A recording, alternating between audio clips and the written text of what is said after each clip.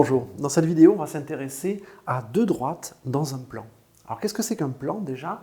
Alors on peut se le représenter comme étant une surface plate, c'est-à-dire en deux dimensions, il n'y a pas de profondeur, il n'y a pas de hauteur, ce mouvement-là je ne peux pas le faire, on reste vraiment dans ces deux dimensions-là, et cette surface qui est plate, elle est infinie dans toutes les directions. Voilà, c'est une façon très basique d'appeler un plan.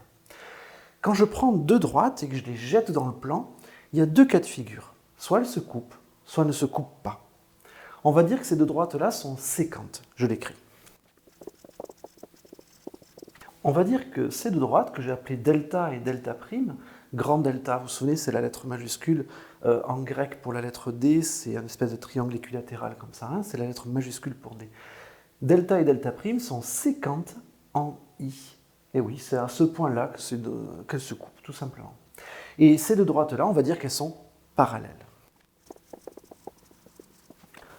Alors, comment est-ce qu'on pourrait indiquer, sans faire de phrase, que deux droites sont parallèles ou que deux droites sont séquentes? Alors déjà, sur le dessin, le fait qu'elles sont séquentes, il n'y a pas de codage à faire, elles se coupent, on a un point d'intersection, c'est assez évident.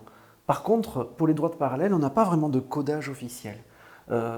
C'est un peu dommage. Alors, dans la plupart des ouvrages, quand on met deux droites de la même couleur, ça veut dire qu'elles sont parallèles. Mais comme ce n'est pas officiel, il faut l'écrire. Je tracerai de la même couleur des droites qui sont en fait parallèles. Sinon, le codage officiel, il n'y en a pas.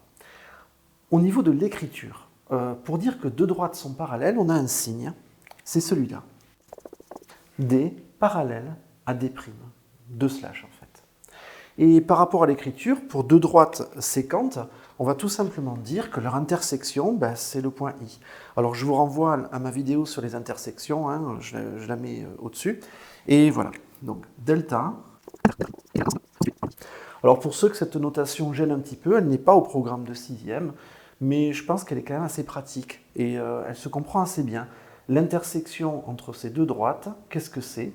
C'est un ensemble de un seul point. J'ai un seul point qui est à l'intérieur. Les accolades veulent dire ensemble, tout simplement. Maintenant, on va essayer de voir un cas particulier de droites qui se coupent, c'est-à-dire de droites séquentes, avec ce qu'on appelle un angle droit. Alors qu'est-ce que c'est un angle droit? En fait, si on part d'une page blanche, assez naturellement, on peut avoir envie de la plier en deux, n'importe comment. Voilà, je la plie en deux. C'est vraiment n'importe comment, hein, vous avez vu.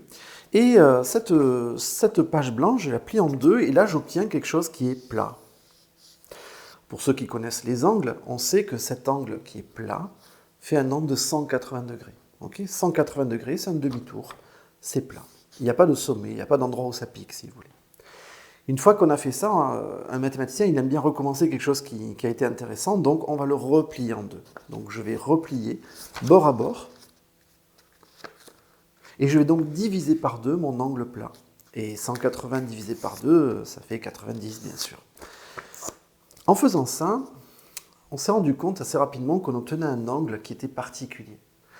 Cet angle, on appelait ça un angle droit. Petite astuce, si un jour vous avez oublié votre équerre en classe, vous prenez une feuille de brouillon, vous la pliez deux fois en deux et vous avez une équerre.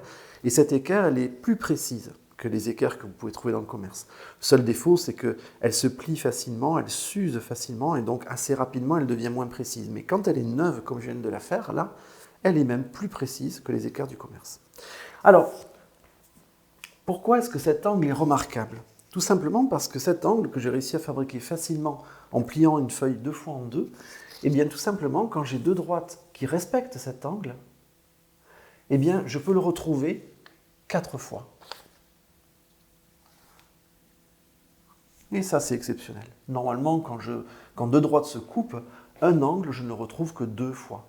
Ou cet angle-là, je ne le retrouve que 2 fois. Mais celui-là, il se retrouve 4 fois. C'est pour ça que c'est un quart de tour complet, bien sûr. Hein. Le tour complet a été divisé en 4. Et donc, on a décidé de l'appeler l'angle droit. Je ne sais pas pourquoi droit, en fait. Peut-être que c'est parce que quand on a le sol et qu'on part dans cette direction-là, c'est droit. Je ne sais pas, c'est spéculation. Je serais intéressé dans les commentaires si quelqu'un pouvait me donner l'origine de droit. Je n'ai pas pensé à la regarder. Donc, si jamais j'ai deux droites qui se coupent en formant cet angle-là, on va dire qu'elles sont perpendiculaires. Je vais l'écrire. Delta et delta prime, alors je rappelle, hein, ce signe, c'est le signe petit d en grec. c'est la minuscule pour D, ça c'est la majuscule pour D, et ça c'est la lettre D en français bien sûr. Donc delta et delta' sont perpendiculaires. La notation qu'on peut avoir sur la figure, elle est très pratique, ça va être celle-là. Alors parfois, à l'école primaire, pour bien vous faire comprendre que l'angle droit, on le retrouve ici, ici, ici et ici, l'enseignant le fait 4 fois, juste pour vous montrer que c'est faisable. Mais ça ne sert à rien de le faire 4 fois autrement que là. Votre enseignant a eu raison de le faire 4 fois, une fois pour vous le montrer, mais c'est inutile de le faire 4 fois. On met juste un angle droit sur l'un des 4, ça suffit, automatiquement il est partout ailleurs. Ensuite, comment est-ce qu'on pourrait le rédiger de cette façon-là, c'est-à-dire pour éviter cette phrase, le rédiger en mathématiques? Eh bien on va tout simplement écrire que delta et delta' sont perpendiculaires. Alors c'est une espèce de T à l'envers, c'est pour dire que c'est perpendiculaire. Attention, hein, perpendiculaire n'est pas le contraire de parallèle. Okay, le contraire de parallèle, c'est l'intersection est non vide, c'est-à-dire elles sont séquentes. Perpendiculaire, c'est un cas particulier de intersection.